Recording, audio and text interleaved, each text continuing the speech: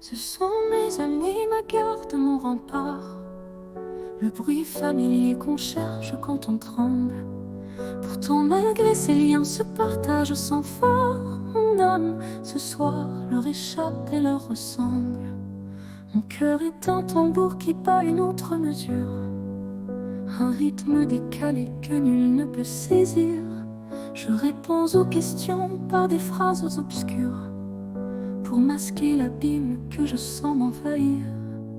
Ils partagent leur joie, leur peine, leur lumière. Le fil de la conversation semble si léger, si doux, mais la vérité est là, entre moi et la terre.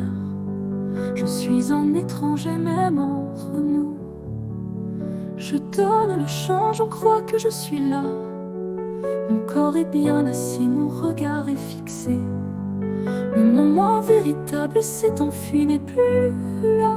Et je me sens noyé, bien que non séparé, comme un phare allumé sur une mer vide. J'éclaire les vivants sans qu'ils voient ma détresse. Le plus grand des exils est ce cœur que l'on vide, quand on est entouré et qu'on ne ressent que la tristesse. La solitude moderne est un bruit de clavier, un murmure constant qui empêche d'entendre. On a peur du silence, peur de s'y avouer, l'immensité du vide qu'on refuse d'étendre.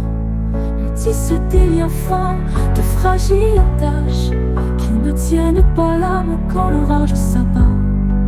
Et l'on comprend soudain, derrière les masques lâches, que le plus grand isolement est celui qui ne se voit.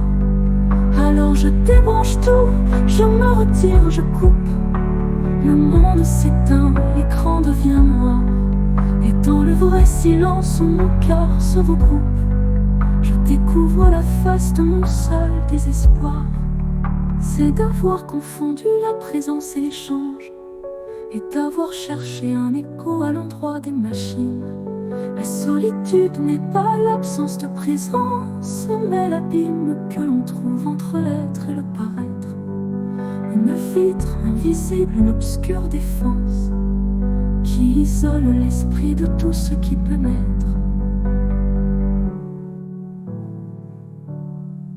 Comme un phare allumé sur une mer vide, j'éclaire les vivants sans qu'ils voient ma détresse.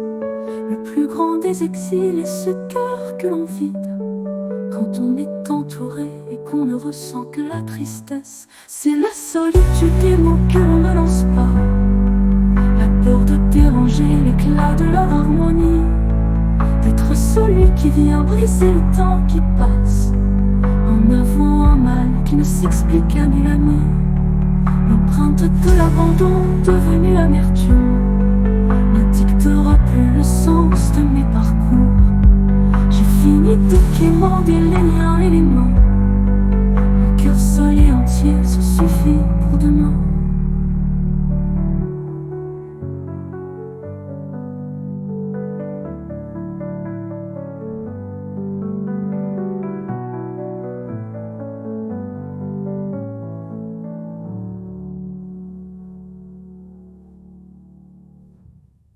On tisse des liens fins de fragiles attaches, qui ne tiennent pas l'âme quand l'orage s'abat.